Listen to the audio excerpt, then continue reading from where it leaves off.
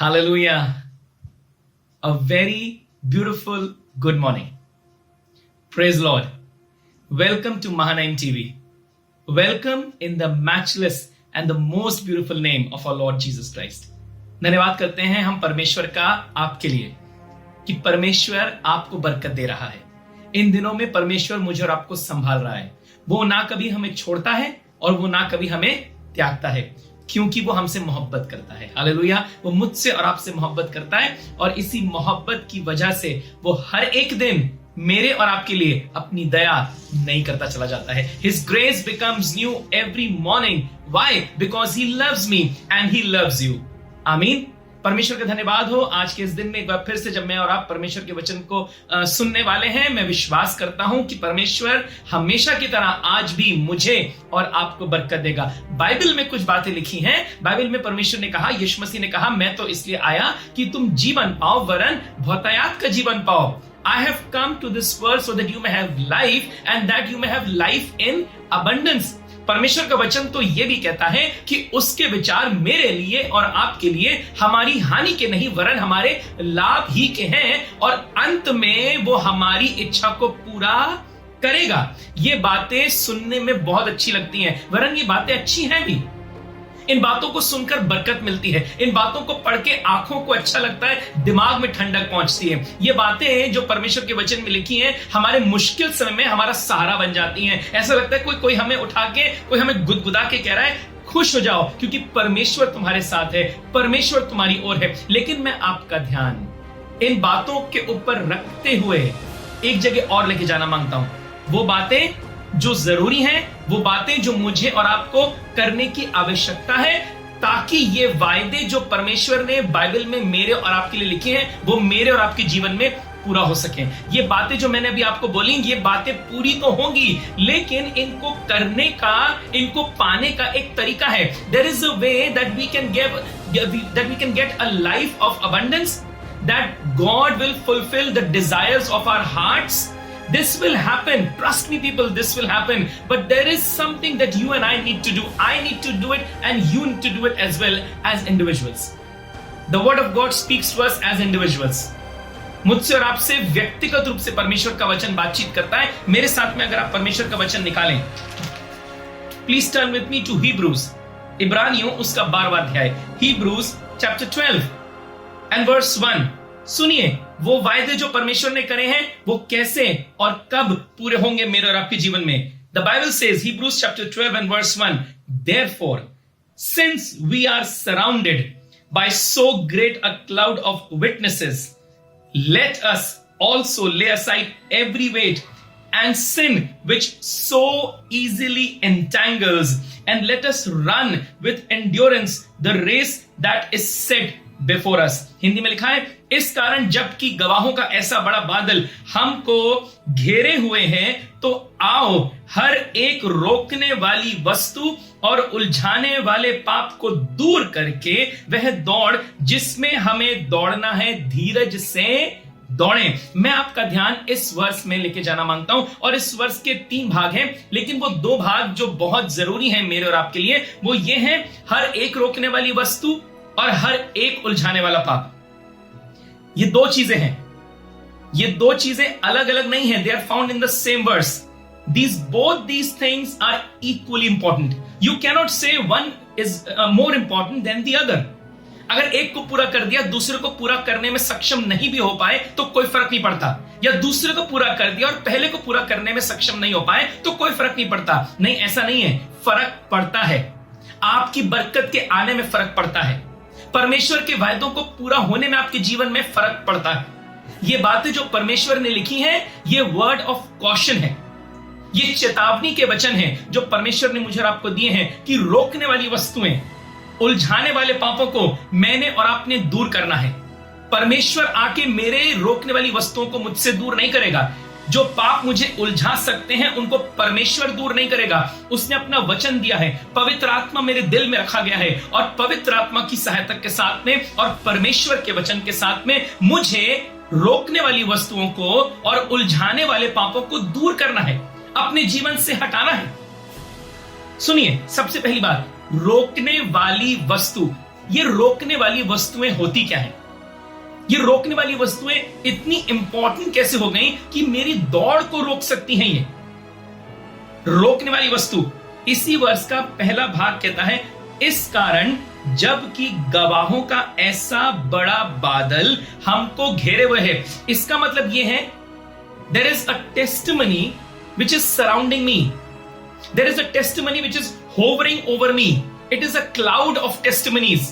It is a cloud of people who have testified about what? They have testified कि मैं इन रोकने वाली वस्तुओं के ऊपर और उलझाने वाले पाप के ऊपर गालिब आ सकता हूं। इनको मैं अपने जीवन से दूर कर सकता हूं। ये गवाहों का ऐसा बड़ा बादल है जो मुझे और आपको यह बताना मांगता है, it is not impossible. It is not impossible that you cannot shun away things which are stopping you from walking with God. It is not impossible to shun away the sin which can easily entrap you. गवाहों का ऐसा बड़ा बादल, इब्रानियों और उसका 11वां अध्याय, इब्रानियों और उसका 11वां अध्याय, यहां पर 3 लोगों के विषय में जिक्र किया गया है। रोकने वाली वस्तु, हमारा पहला ध्यान जाएगा रोकने वाली वस्तु। सुनिए, यहां पे पहली बात लिखी गई है, एक शख्स है जिसका नाम है नू। अगर आप मेरे साथ में निकालें इब्रानियों उसका 11वां अध्याय और उसकी 7वीं आयत में आपके सामने पढ़ने वाला हूं। By faith Noah being warned by God concerning events as yet unseen in reverent fear constructed an ark for the saving of his household. 7वीं आयत कहती है, विश्वास ही से नूह ने उन बातों के विषय में जो उस समय दिखाई ना पड़ती थी, चेतावनी पाकर भक्ति के साथ में अपने घराने के बचाव के लिए जहाज बनाया। नूह के समय की बात अगर मैं और आप करें तो नूह का समय ऐसा था जब परमेश्वर की आवाज उस तक पहुंची, देख मेरा संसार में पाप बहुत बढ़ चुका है, मैं संसार को नष्ट करने वाला हूं, 40 दिन और 40 रात में बरसेगा और संसार पूरा नष्ट हो जाएगा, लेकिन मेरी निगाहें तेरे ऊपर हैं, तू मेरे लिए बिलवेड है, मैं तुझसे मोहब्बत करता हूं क्योंकि तू मेरी बातों को, मेरी विधियों को मानता है और उनके ऊपर चलता है। नूह तू एक काम कर, तू एक जहाज बना, उस जहाज में मैं तुझे बचाना मांगता हूं, तेरे घराने को बचाना मांगता हूं और जो कोई तेरी बात का विश्वास करेगा मैं उसको बचाना मांगता हूं। उस जमाने में जब नूह ने जहाज को बनाना शुरू करा होगा तो वचन में लिखा है, लोग उसके पास आके पूछते थे, नूह तुम क्या कर रहे हो? तो नूह ने बोला जहाज बना रहा हूं। तो लोगों ने बोला जहाज बना रहा हूं, इस समय यहां पर जहाज बना रहा हूं, एक सूखी बंजर धरती पे मैं जहाज बना रहा हूं, तुम जहाज बना के क्या करने वाले हो? फिर नूह ने बोला कि परमेश्वर ऐसा ऐसा करने वाला है। तो लोगों ने उसको लान तान करना शुरू करा, लोगों ने उसको बोलना शुरू करा कि तू मूर्ख इंसान की जैसी बातें करता है, हाथ भर बादल भी नहीं है, हाथ भर बादल भी नहीं है और तू कहता है 40 दिन और 40 रात में बरसेगा और संसार नाश हो जाएगा। Do you think it was easy for Noah to build up the ark? No, it was not. People were against him. People used to mock him. People used to say negative things to him. People used to say, you've gone insane, Noah. That was not God's voice that you heard. This cannot happen. This will not happen because there are no clouds. How can rain happen? लेकिन नूह ने उन बातों को ध्यान ना देते हुए, उन बातों को दरकिनार करते हुए, उन बातों को अपने से दूर करते हुए परमेश्वर की उस वचन की ओर ध्यान को लगाया जो परमेश्वर ने नूह से कहा था, मेरे वचन के मुताबिक करना, जहाज बना। परमेश्वर के लोगों, रोकने वाली वस्तु, कई बार हम अपने परमेश्वर या अपनी मसीही दौड़ में इसीलिए रुक जाते हैं क्योंकि लोग हमें कुछ कुछ बोलने लगते हैं। लोग हमें कहने लगते हैं, अरे तुम सब कुछ छोड़ के परमेश्वर की सेवा करने निकल गए हो, तुम खाओगे क्या, तुम पियोगे क्या, तुम अपने घर को कैसे चलाओगे, अपने परिवार का निर्वाह कैसे करोगे, सारी बातें पूरी कैसे होंगी? मैं आपको एक विश्वास दिलाना मांगता हूं, if it is God's voice and if you have kept your faith on the Bible and if you have heard the voice of God clearly, don't listen to men. Do as the Lord is asking you to do. क्योंकि परमेश्वर जब बात करता है तो वो साफ बात करता है, स्पष्ट बात करता है, सीधी बात करता है, घुमा के बात नहीं करता। नूह ने जहाज बनाया और बाकी की कहानी आप अच्छे तरीके से जानते हैं कि 40 दिन और 40 रात में बरसा, सब कुछ नष्ट हो गया, सिर्फ नूह और उसका परिवार और जीव जंतु जो उसके साथ में थे वो बच गए। Let not what people say hinder you from walking and running the race which the Lord has kept for you. सुनिए दूसरे व्यक्ति के विषय में 11वें अध्याय की 8वें आयत में लिखा है, by faith Abraham obeyed when he was called to go out to a place that he was to receive as an inheritance, and he went out not knowing where he is going. विश्वास ही से Abraham जब बुलाया गया तो आज्ञा मानकर ऐसी जगह निकल गया जिसे मिरास में लेने वाला था, और यह ना जानता था कि मैं किधर जाता हूं, तो भी निकल गया। किस बात पे विश्वास कर लिया अब्राहम तुमने? लग रहा है कि तुम बहुत बड़ी गलती कर रहे हो। अब्राहम, तुमने एक आवाज सुनी और उस आवाज ने बोला कि अपने बाप के घर को छोड़कर और जो कुछ तेरा यहां पे है उसको छोड़कर उस देश की ओर निकल जा जो मैं तुझे देने पर हूं। You don't have an address Abraham, you don't have any direction, you don't know where to go, you are living in your father's house, this is your property, this is your property. बाप दादा की जमीन पे रह रहा है तू, अपने घर में रह रहा है तू, कोई प्रॉब्लम नहीं है तेरे को, सब कुछ सब लोग तेरे को आसपास जानते हैं, तू किस बात को सुन के ये कदम उठा रहा है? जब अब्राहम ने इस बात को सुना, and he was clear in his mind, he heard it very clearly in his years, he was clear in his mind and in his heart that the Lord is asking me to leave my father's house and go to a land which he is going to give me. Abraham woke up, Abraham got up, he took his wife, he took everything that he had and he said we are leaving. लोगों ने तो पूछा होगा कहां जा रहे हैं Abraham, हमें बता तो दो हम कहां जा रहे हैं। अब्राहम ने बोला मुझे खुद नहीं मालूम हम कहां जा रहे हैं, लेकिन परमेश्वर की आवाज है और मैं उसकी आवाज को सुनकर उसके काम को करूंगा और हम यहां से जाएंगे। और वो गया। इसीलिए अब्राहम विश्वासियों का पिता कहलाता है। हालेलुया। अब्राहम विश्वासियों का पिता कहलाता है। He proved every time that when I hear the voice of God and when I obey the voice of God and when I walk upon His direction, I will not be failed. मैं हारूंगा नहीं, क्योंकि मैंने अपने direction को नहीं, मैंने परमेश्वर के डायरेक्शन को फॉलो किया है। परमेश्वर के लोगों, आप जब परमेश्वर की राह पे चल रहे हैं, दो लोगों के विषय में आपने सुना, नूह के बारे में और अब्राहम के बारे में। इन दोनों ने परमेश्वर की आवाज को सुना, लोगों की बातों को दिमाग में नहीं रखा, लोगों की बातों को दिल से नहीं लगाया, लोगों की मौकरी को सुनकर पीछे नहीं हट गए। लोगों ने तो बहुत कहा कि पीछे हट जाओ, गलत कर रहे हो तुम, लेकिन उन्होंने परमेश्वर की आवाज को सुनकर उसकी आज्ञा को माना। रोकने वाली वस्तु सुनिए, Hebrews chapter 11, same chapter, verse 24.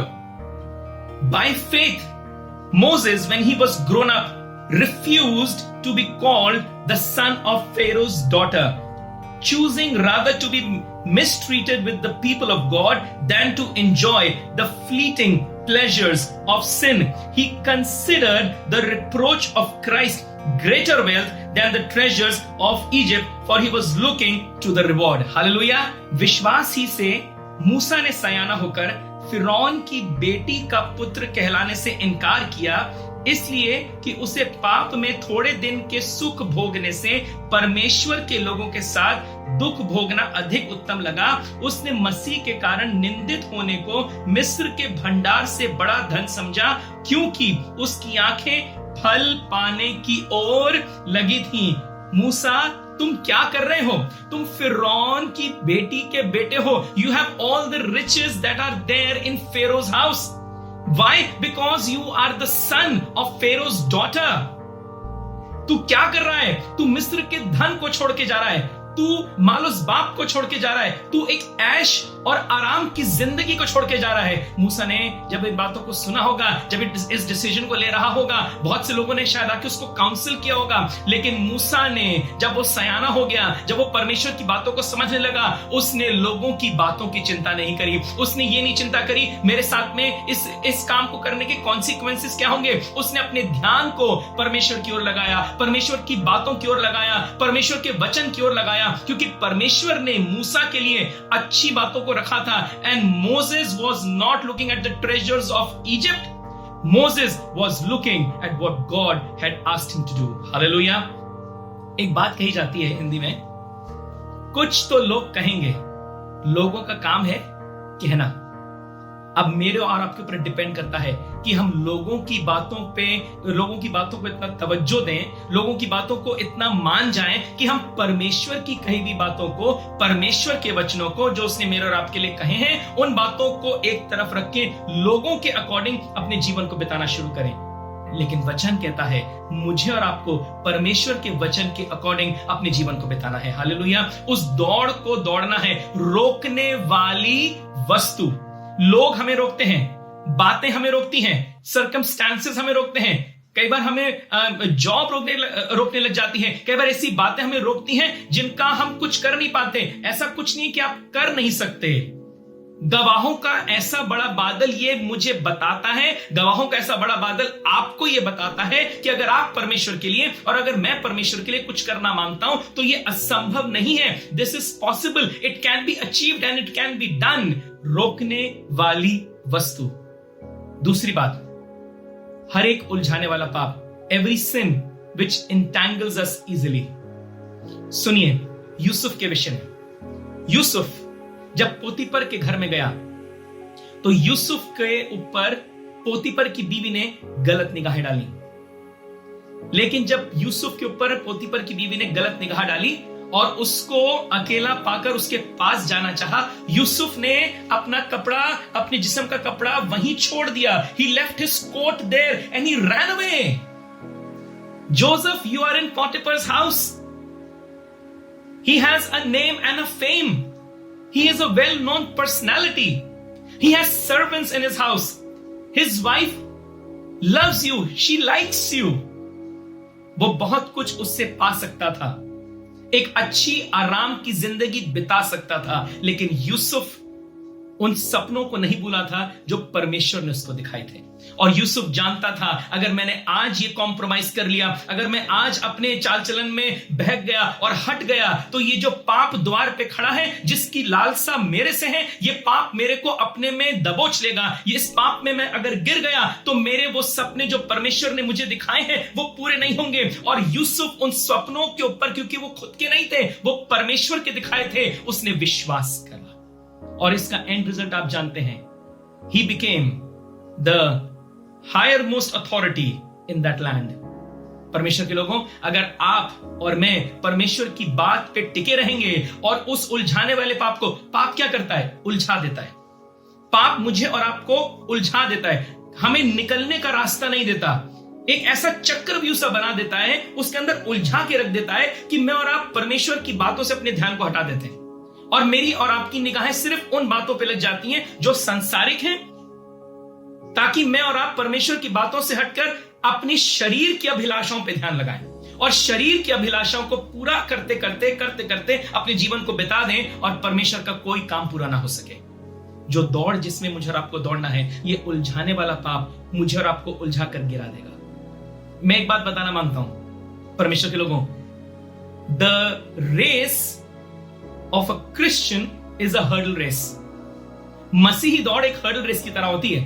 Hurdles तो आपके सामने आएंगे, लेकिन आपको क्या करना है? हर्डल्स को गिरा के आगे नहीं भागना है। नहीं, हर्डल्स के पास में से गुजर के भी आगे नहीं भागना है। जी नहीं, हर्डल्स के ऊपर लांग जाना है और हर्डल्स को बिना गिराए आगे बढ़ते चले जाना है। इसलिए बाइबल कहती है हर एक रोकने वाली वस्तु और उलझाने वाले पाप को क्या करना है? दूर करना है। लांग जाइए। पाप सामने आया, लांग जाइए। रोकने वाली वस्तु आपके सामने आई, लांग जाइए। लोग आपको रोकना मांग रहे हैं, लांग जाइए। पाप द्वार पे खड़ा है, उसकी लालसा आपके साथ में है। मैं एक बात बताना मांगता हूं, शैतान मखमल का धोखा देकर टाट उड़ाता है। क्या करिए? लांग जाइए। You want to face the devil?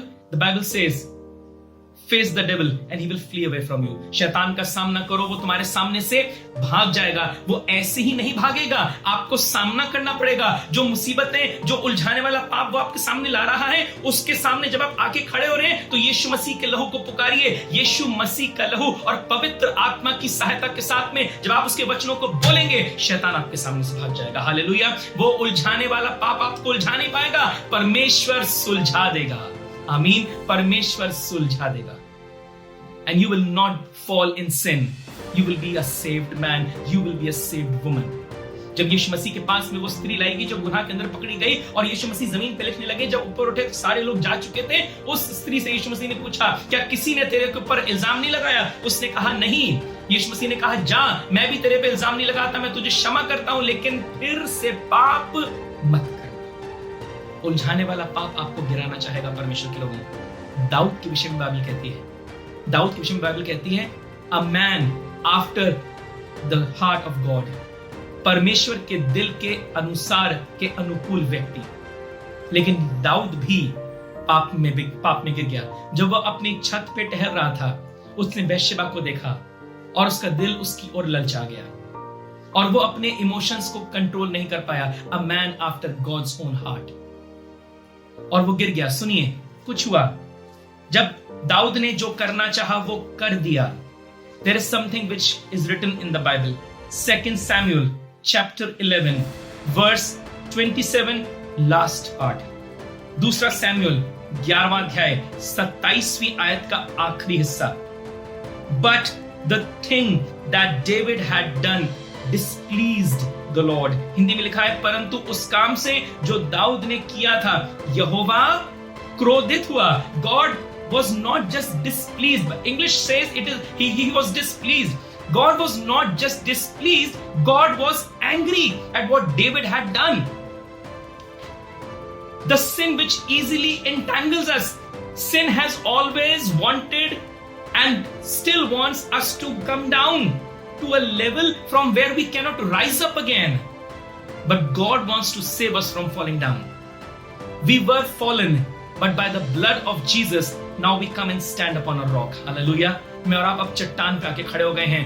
वो पाप जो मेरी ओर लालसा करता है, जो आपकी ओर लालसा करता है, उसको अपने ऊपर हावी मत होने दीजिएगा। उससे लड़िएगा।